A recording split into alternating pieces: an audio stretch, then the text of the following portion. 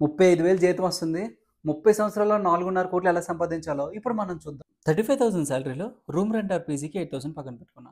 Electricity bill, వాటర్స్‌కి అలాంటి వాటికి ఒక 1,500 పక్కన పెట్టుకున్నా. మన ఆటోకి గానీ, బైక్ ఫ్యూల్ అలాంటి వాటికి ట్రాన్స్‌పోర్టేషన్ 2,500 పక్కన పెట్టుకున్నా.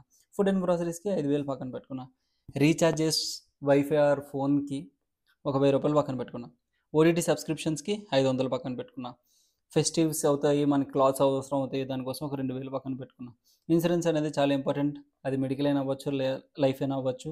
వాటి కోసం ఒక 1,500 పక్కన పెట్టుకున్నా. ఎమర్జెన్సీ ఫండ్ ఏదైనా మనకు చెప్పరాదు, రిపేర్స్ కానీ, మెడికల్ కానీ, వాటి కోసం ఒక 5,000 పక్కన పెట్టుకున్నా. వీక్ మొత్తం పనిచేస్తాం, వీకెండ్లో రిఫ్రెష్మెంట్ కావాలి, వాటి కోసం పార్టీస్ కానీ, మూవీస్ కానీ వెళ్తాం. సో 3,000 పక్కన పెట్టుకున్నా. టోటల్ స్పెండ్స్ నాకు 30,000 అయింది. శాలరీ వచ్చి 35,000 అయింది.